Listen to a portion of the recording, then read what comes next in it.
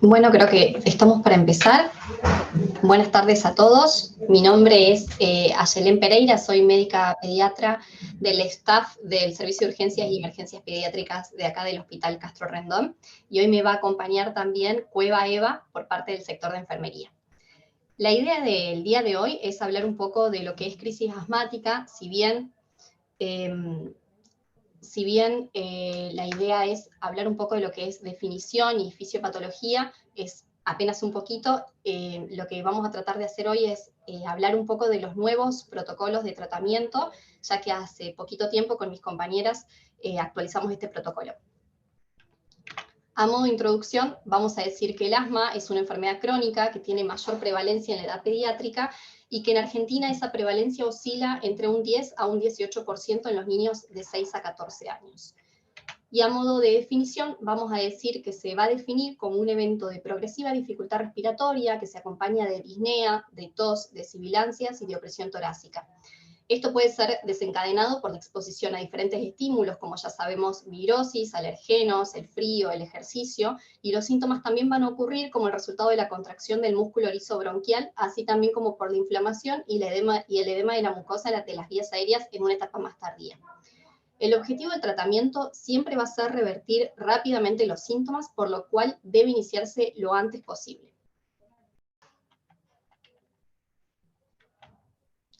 Sí. Hablando un poco entonces de lo que es la fisiopatogenia, vamos a volver acá con el cuadrito. Lo que sabemos es que es un espasmo del músculo orizobronquial con edema de la mucosa y con hipersecreción. Esto es en una etapa inicial y es importante reconocerlo porque sabemos también que el salbutamol va a actuar en este periodo, en el espasmo del músculo orizo. En una etapa tardía que se va a producir luego de las 6 a 8 horas, se va a producir una inflamación de la vía aérea con atrapamiento aéreo, con alteración de la relación ventilación-perfusión y se va a generar hipoxemia. Y en las etapas avanzadas de la crisis, el esfuerzo muscular va a trabajar en condiciones de anaerobiosis y va a generar ácido láctico, ácido pirúvico y la relación ventilación-perfusión se va a alterar significativamente, dándonos un paciente que va a presentar hipoxemia severa con hipercamia progresiva y una acidosis mixta respiratoria y metabólica. En cuanto a la evaluación diagnóstica, vamos a tener dos pilares fundamentales. Uno son los factores de riesgo para presentar una crisis asmática grave y otro lo que vamos a encontrar en el examen físico.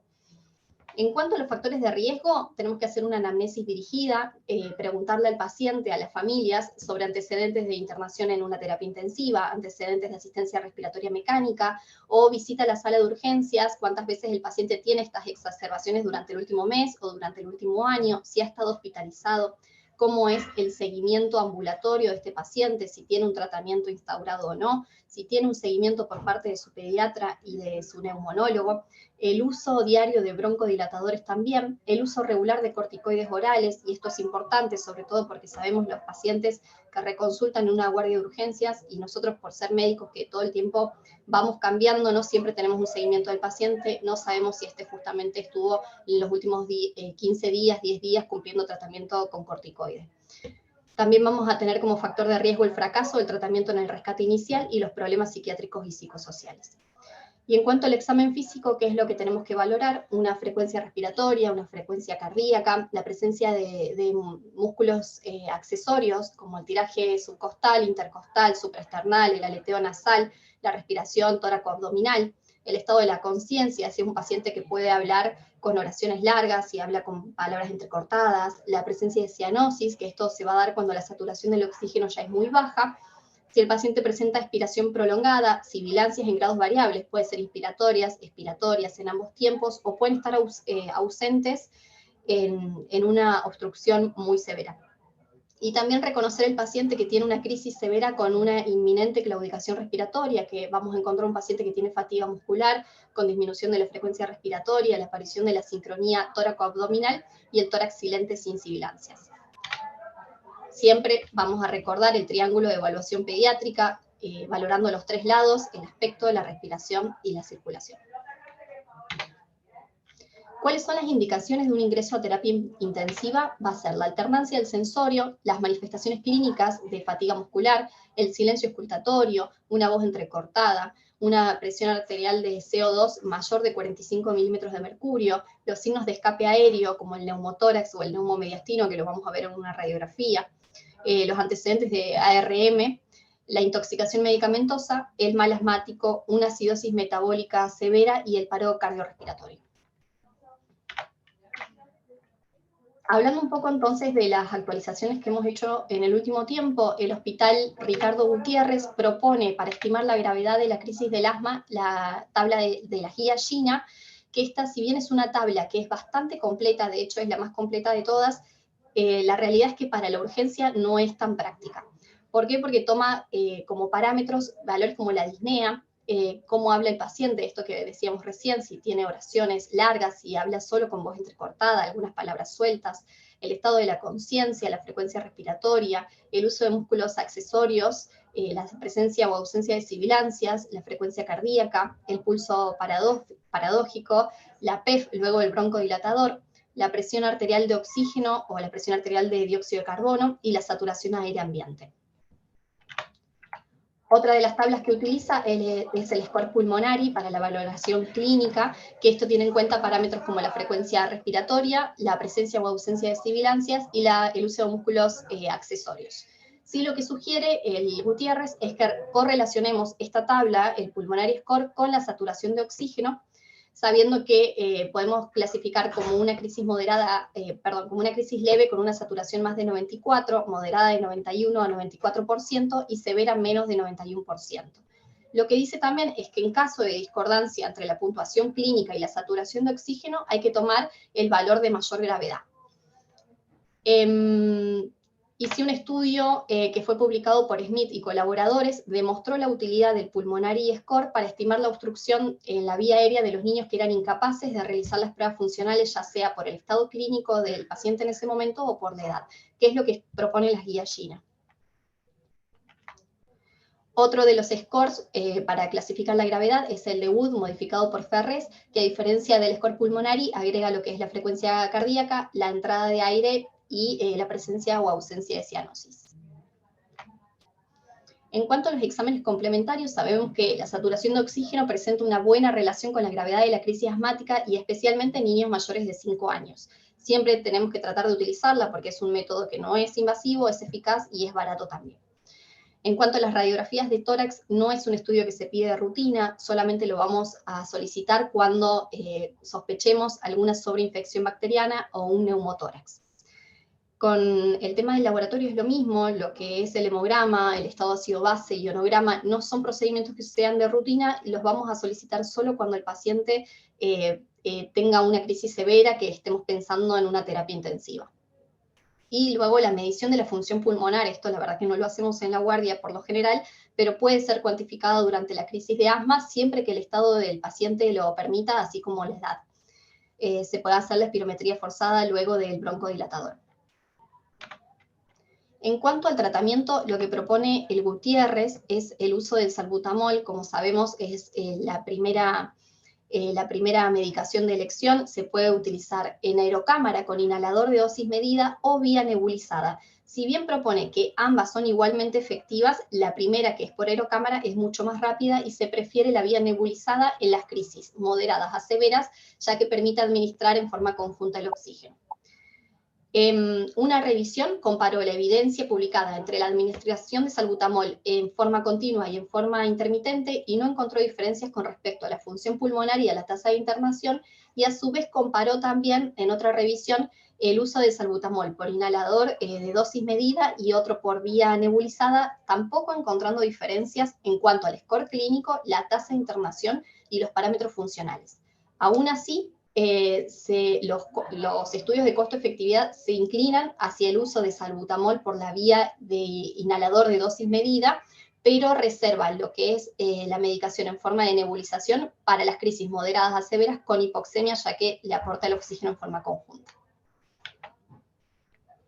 Estas son las dosis del salbutamol, lo propone como por edades, en menores de 6 años de 2 a 6 PAF, teniendo en cuenta que cada PAF equivale a 100 microgramos, y en mayores de 6 años de 4 a 10 PAF por dosis. Y en cuanto al salbutamol nebulizado, de media gota a 1 gota por kilo, siendo lo máximo 20 gotas. Varias guías internacionales sugirieron también la utilización del beta-2 adrenérgico de acción corta, que es el salbutamol, como primera opción de tratamiento, y a partir de ciertos ensayos surgiría la posibilidad para pacientes con asma leve persistente utilizar como primera opción el budesonide con formoterol. Lo que propone las guías GINA solo para pacientes mayores de 12 años de manejo ambulatorio con un asma leve, como primera opción de tratamiento utilizar el budesonide con formoterol o un corticoide inhalado con un beta-2 de acción corta como el salbutamol. Habitualmente en la parte pública lo que utilizamos es el budesonide, y esto se fundamentaba en la mayor reducción de las exacerbaciones graves utilizando el budesonide con formoterol versus el salbutamol solamente. En cuanto al bromuro hipratropio, sabemos que esta medicación tiene una acción sinérgica en las crisis moderadas a severas, pero lo que proponía el Hospital Gutiérrez es utilizar en este tipo de crisis como primera opción el salbutamol y el corticoide, y luego de la primera hora de tratamiento, si no respondía, recién ahí agregar el bromuro hipratropio. Como dosis recomendadas, puede ser cada 4, 6 u 8 horas según la gravedad, y va a ser por inhalador de dosis medida en menores de 6 años de 1 a 2 PAF, teniendo en cuenta que cada PAF equivale a 20 microgramos, es decir, en menores de 6 años una dosis máxima de 40 microgramos, y en mayores de 6 años de 2 a 4 PAF como dosis máxima 80 microgramos. No hemos visto en muchos estudios, la verdad, el mínimo de pacientes a partir de los cuales podemos empezar, el mínimo de edad a partir del cual podemos empezar a utilizar el bromuro de hipratropio, lo vamos a ver un poquito más adelante, pero tenemos como consenso a partir de los 2 años. Y también puede administrarse en forma nebulizada en menores de 6 años 20 gotas y en mayores de 6 años 40 gotas.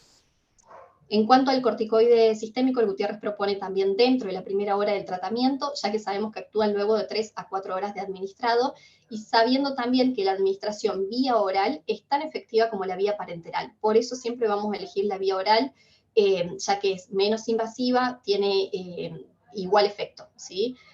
Máximo 3 a 5 días. Y el sulfato de magnesio, tenemos una ampolla que viene de 250 miligramos por mililitro, se utiliza de 25 a 75 miligramos kilo, como máximo 2 gramos, y se diluye en solución fisiológica a pasar en 20 a 30 minutos. Acá les dejé un ejemplo, en realidad, de cómo preparar el sulfato de magnesio. Sabemos que si tenemos un sulfato de magnesio al 25%, es lo mismo que decir 25 gramos en 100 mililitros, que es el equivalente a decir 25.000 miligramos en 100 mililitros. Esto lo vamos a diluir al 1 o 3% con solución fisiológica o con dextrosa al 5%, y lo vamos a infundir en 30 minutos con estricto monitoreo.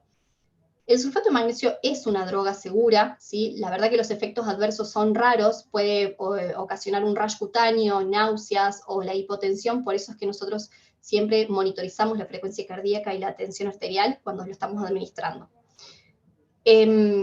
Por ejemplo, si vamos a administrar una dosis de 50 miligramos y tenemos un paciente de 25 kilos, vamos a hacer 25 por 50, nos da 1.250 miligramos de sulfato de magnesio. Sabemos que el sulfato del magnesio, el 25%, son 25.000 miligramos en 100 mililitros, es decir que 1.250 miligramos van a ser 5 mililitros que tenemos que administrar. Si lo diluimos al 1% en solución fisiológica, son 1.000 miligramos en 100 mililitros, en 1.250 son 125 mililitros de solución fisiológica. Lo vamos a presentar así para enfermería, ¿sí? Bueno, este es un cuadrito a modo de recordatorio de los pilares del tratamiento de la crisis asmática, lo que estuvimos hablando un poco recién, el salbutamol, ya sea como inhalador de dosis medida o nebulizado, lo mismo que el hipratropio, los corticoides, que pueden ser cualquier corticoide, la verdad, lo que tengan a mano en las guardias, pero como primera opción de tratamiento la meprednisona, ¿sí? Les puse los equivalentes: betametasona, dexametasona, hidrocortisona o metilprednisolona. Y el sulfato de magnesio, lo que hablamos recién. Otra de las guías establecen también otros scores pulmonaris, ¿sí? Una es la tabla de Pram, que tiene en cuenta la saturación de oxígeno, la retracción de los músculos supraesternales o el uso de músculos de escaleno, la entrada de aire y las sibilancias, teniendo como un máximo de 12 en las crisis asmáticas severas. Y la otra tabla es el score de asma pediátrico, también teniendo en cuenta la severidad de la crisis como de 5 a 7, un puntaje leve, de 8 a 11 moderada y de 12 a 15 severas. Todo esto es para estimar la gravedad de la crisis.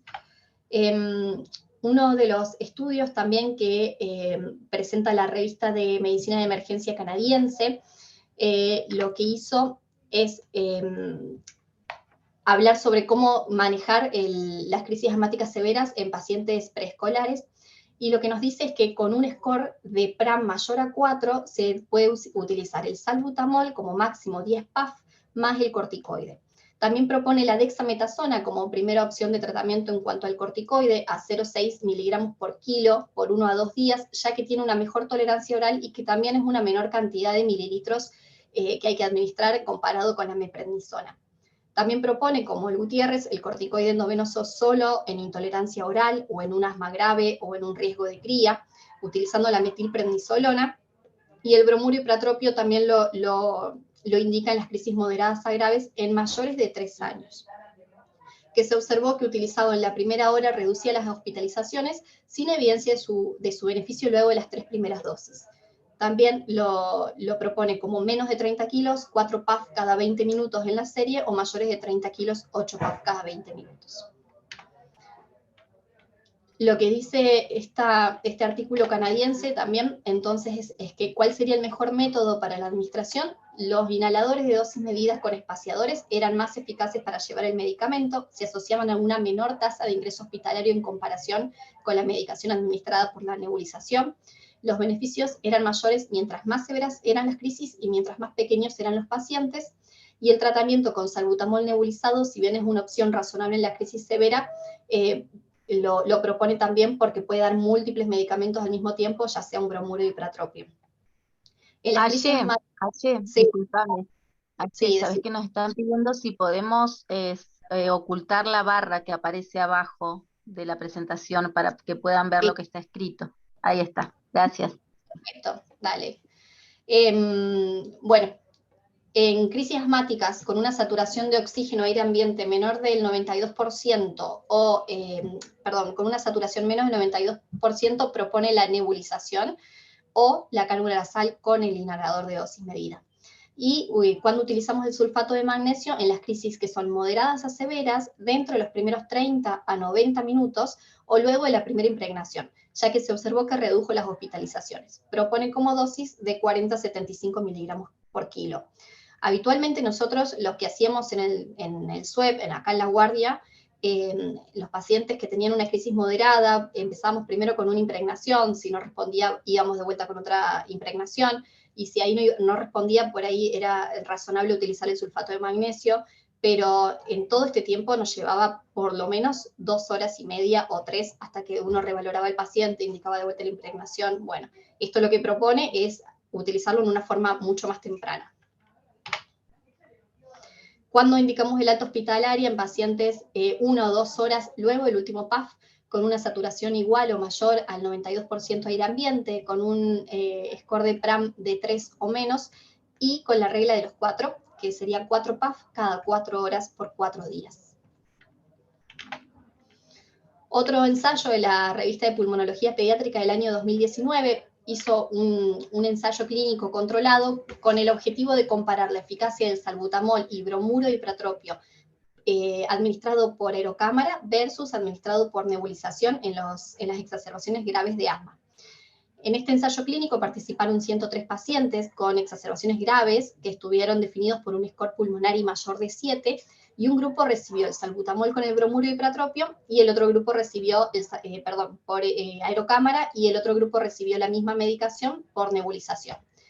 Los resultados que se obtuvieron fue que los niños que habían recibido la medicación por una aerocámara tuvieron una tasa significativamente menor de ingreso hospitalario que los que utilizaron la medicación nebulizada, y que también había mejorado la puntuación clínica luego de la hora y aumentado la saturación de oxígeno luego de la hora y media. Entonces, como conclusión, la verdad que propone la administración del salbutamol y del bromuro hipratropio por inhalador de dosis medida con aerocámara junto con oxígeno por cánula nasal antes que la medicación nebulizada.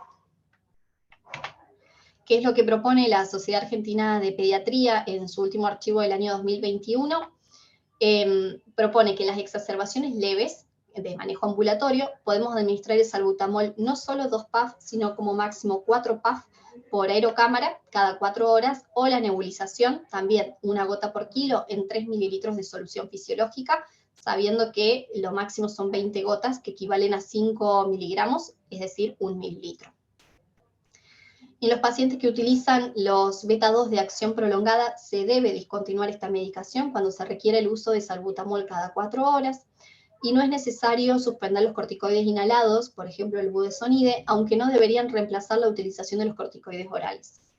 Y sí propone lo mismo que las guías GINA, que los niños mayores de 12 años que reciban un tratamiento controlador con una combinación de dosis bajas de un corticoide inhalado asociado al formoterol y que cursan una exacerbación leve, pueden aumentar la frecuencia de administración hasta 8 veces por día.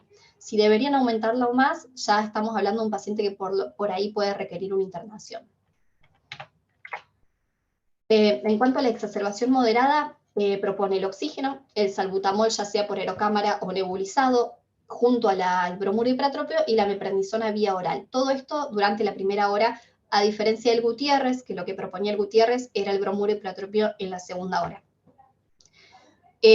Pasada la primera hora se tiene que continuar con 4 a 8 aplicaciones de salbutamol por aerocámara o nebulizado, ¿sí?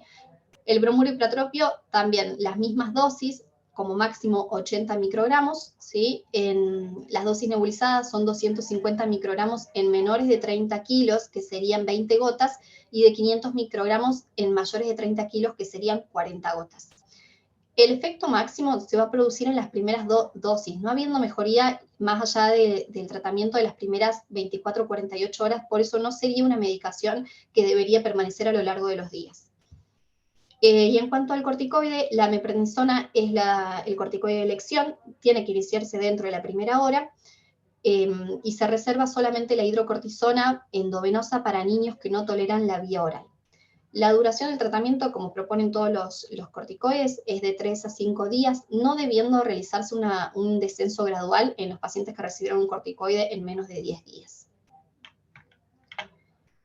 En cuanto a las crisis graves, la Sociedad Argentina de Pediatría recomienda lo mismo, oxígeno, salbutamol en aerocámara o nebulizado, con el bromuro hipratrópico, con la meprednisona vía oral o hidrocortisona endovenoso, dependiendo del estado del paciente, agregando también el sulfato de magnesio. Lo que dice también es que el sulfato de magnesio administrado por vía endovenosa durante la primera hora de ingreso disminuía la posibilidad de hospitalización y el porcentaje de niños que requerían asistencia mecánica ventilatoria, que es lo mismo que vimos en los primeros estudios, con dosis de 25 a 50 miligramos por kilo, máximo 2 gramos, también administrado en 30 minutos.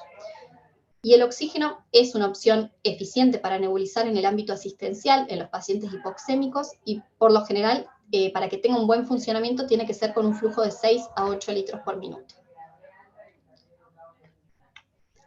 A modo de conclusión, la verdad que de los artículos que hemos presentado, tanto de la revista canadiense como la Sociedad Argentina de Pediatría, el Hospital Gutiérrez, tienen algunas cosas que son contradictorias, es decir, que nosotros con mis compañeras armamos este protocolo, pero fuimos consensuando también de acuerdo a lo que nos avalan los artículos y a la experiencia que tenemos nosotros acá en el servicio de urgencias.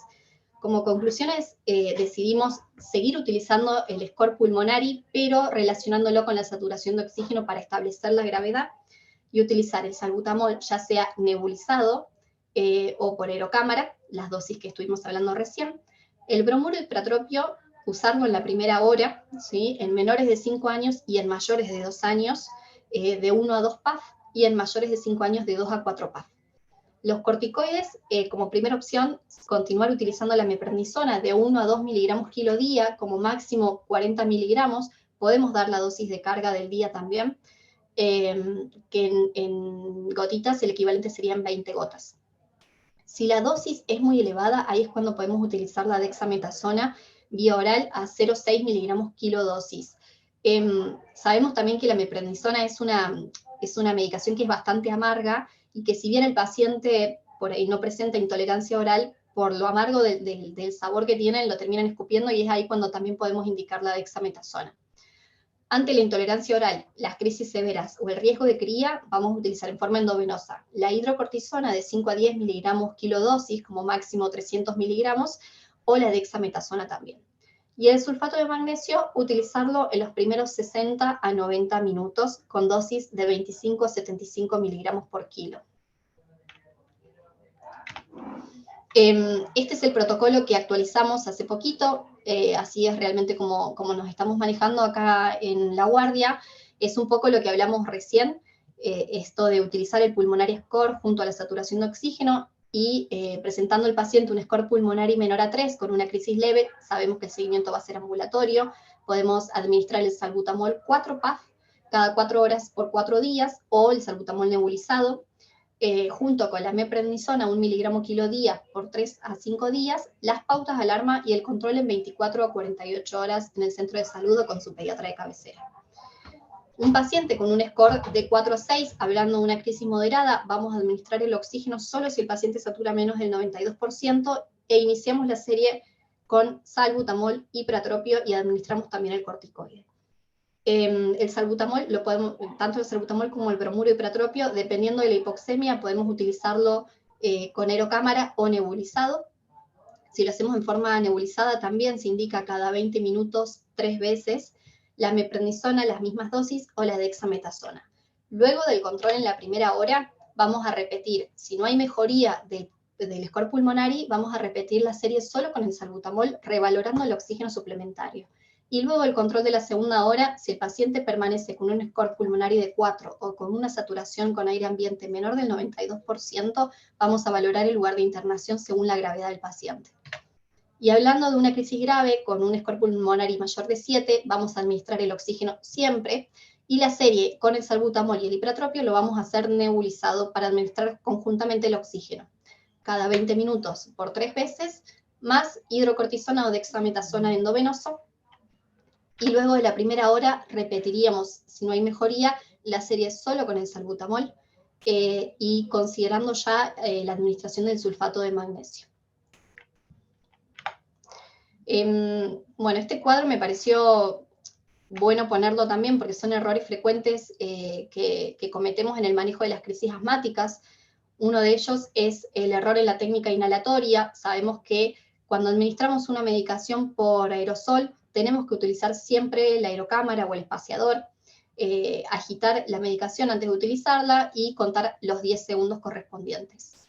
Otro de los errores es el desconocimiento de la función de los aerosoles por parte del paciente y eventualmente y por parte de los padres.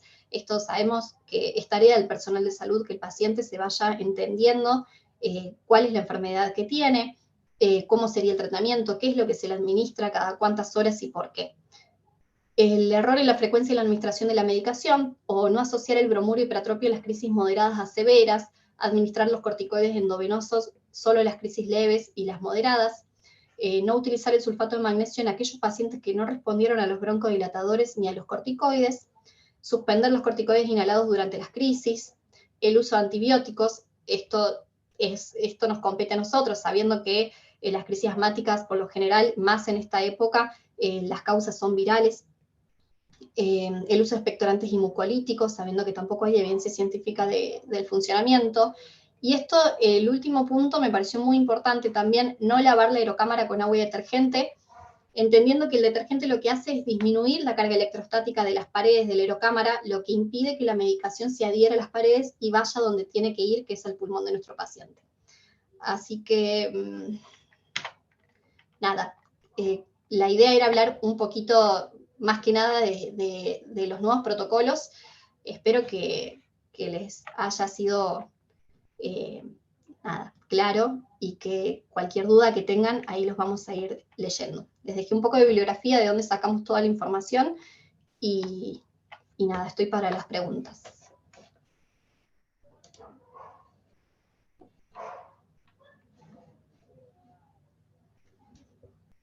Aye, yo quería agregar una cosita.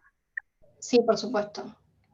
Y me parece, buenas tardes a todos, me parece sumamente importante que el personal de enfermería o también los médicos podamos siempre explicarle al adulto que está, a la mamá, al papá o a quien acompaña al niño, cómo es la técnica para poder realizar bien el tratamiento de PAF, porque a veces nos encontramos con papás que no colocan bien la aerocámara, que la posición en la que se encuentra el niño no es la adecuada. Entonces, es sumamente importante poder educar y comprobar que la técnica sea la adecuada al momento de realizar los pasos. Que las respiraciones sean profundas y lentas, que se cuenten 5 o 10 respiraciones, eso. Bien. Acá, Eva, también preguntan cómo armaríamos la bomba para pasar el sulfato de magnesio. Y también me piden de vuelta la diapositiva, así que voy a tratar de ponerla de vuelta.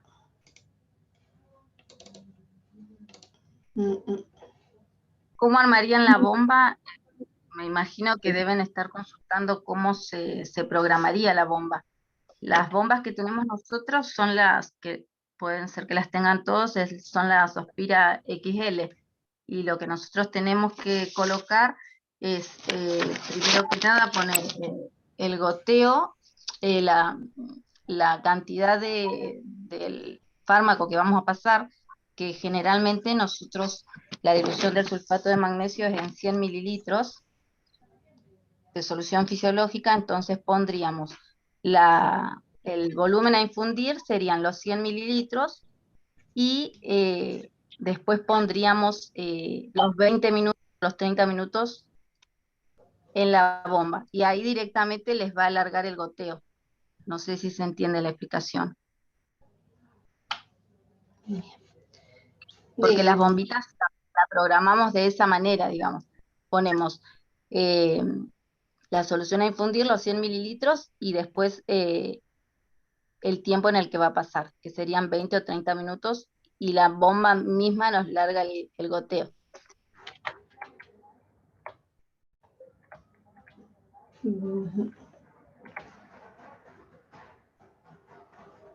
Bueno, también otra de las preguntas, criterios de alta, sí, se toma saturación 92%.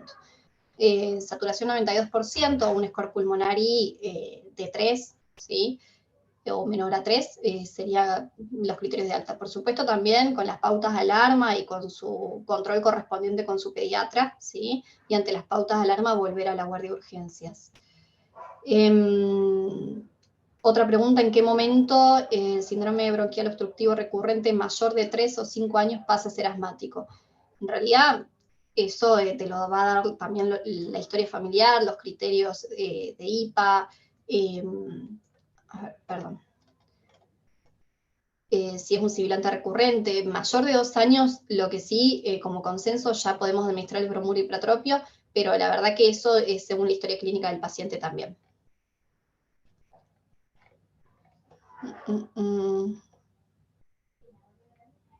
¿Cómo se limpian las aerocámaras? Se limpian con agua y detergente y se dejan secar.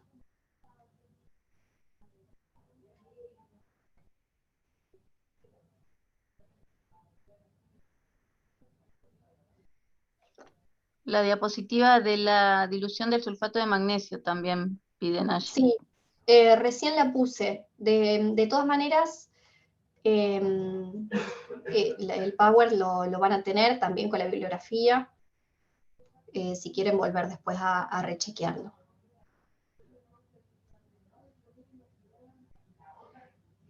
Las nebulizaciones con oxígeno y con lo que permite es poder administrar en forma conjunta tanto el oxígeno como la medicación, ya sea el salbutamol y el bromuro y pratropio, así que es una buena opción. Si bien la mayoría de los estudios se siguen inclinando hacia el uso de la aerocámara o el espaciador, no es una mala opción para utilizar, sobre todo en los pacientes que tienen hipoxemia, que es donde lo estaríamos indicando.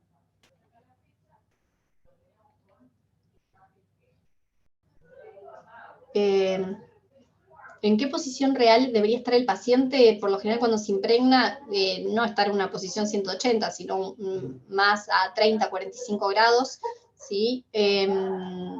Y el control del tiraje intercostal, bueno, eso, la verdad que a la clínica tenemos un tiraje que puede ser subcostal, debajo de las costillas, intercostal cuando se unen las costillitas, el supraesternal, cuando vemos en la zona del cuello, ¿sí? La región supraesternal, o el aleteo nasal, que es el máximo tiraje. Nos habla de mayor dificultad respiratoria. No sé si respondo a tu pregunta, Natalia.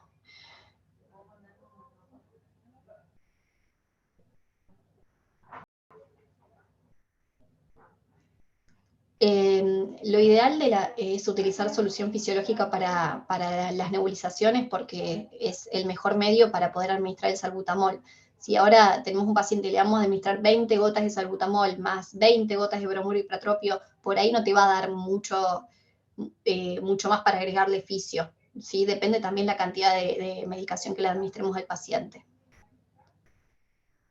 En cuanto al sulfato de magnesio, lo que dijimos recién, nada, es una medicación que es segura, que son raros los efectos adversos, pero sí hay que monitorizar la frecuencia cardíaca y la tensión arterial por el riesgo justamente más que nada de la hipotensión. Las dosis es de 25 a 75 miligramos por kilo, máximo 2 gramos. Lo tengo puesto en el Power, pero van a tener la clase, no se preocupen.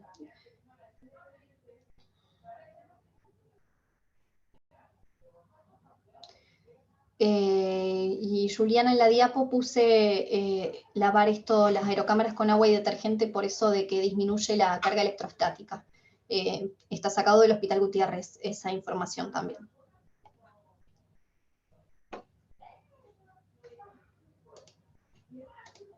El plan de hidratación a utilizar luego del sulfato de magnesio depende del estado del paciente siempre. Puede ser un plan a necesidades basales o si el paciente no se puede alimentar.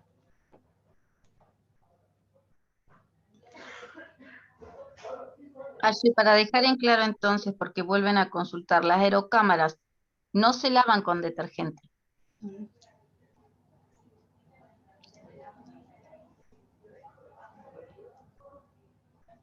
Perdón, las aerocámaras sí las lavamos con detergente. No se lavan con detergente, claro, porque te preguntan, porque en la diapositiva dice no se lavan con detergente. Perdón.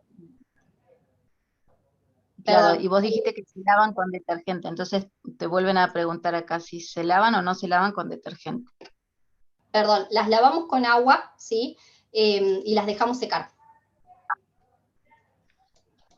Eso para evitar que la medicación se adhiera a la pared.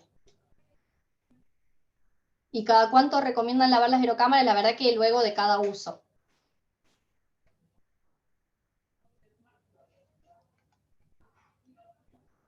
Bueno, me parece que si no tenemos, a ver, no, el uso de hipertropio en menores, según uno de los artículos, lo proponen mayores de 3 años, el uso del bromuro hipertropio. La realidad es que en otros artículos no hemos encontrado otra información sobre el mínimo de la edad. Es por eso que nosotros, en pacientes mayores de 2 años, ¿sí? Según también lo que hemos charlado con la neumonóloga del hospital, podemos indicarlo a partir de esa edad, a partir de 2 años. Menores de 2 años no lo utilizamos. Lo ideal es que cada paciente tenga su aerocámara.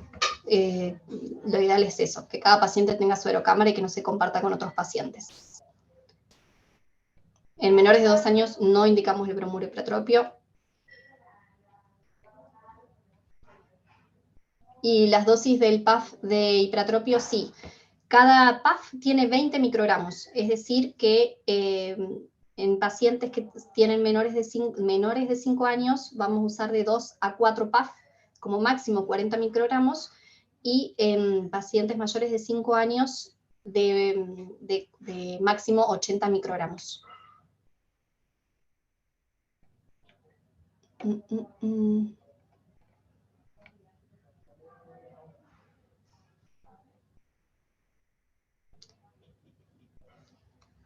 Micaela, no te sabría contestar el tema de los desinfectantes hospitalarios, la verdad, porque nosotros no utilizamos la misma aerocámara, no las compartimos entre pacientes. No te sabría responder eso, discúlpame.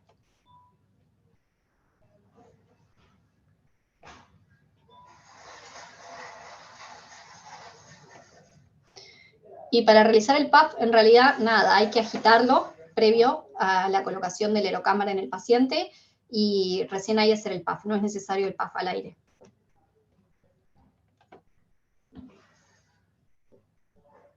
Sí, hay que asegurarse que esté bien coaptada la mascarilla al paciente y contar los 10 segundos.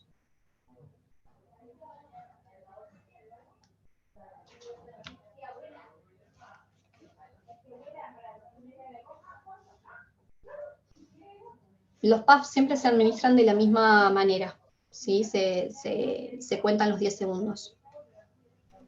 Bueno, me parece que si no hay más preguntas, van a tener el Power, en estos días se les va a compartir el Power y tienen la bibliografía también en la última diapositiva para revisar todo lo que estuvimos hablando recién.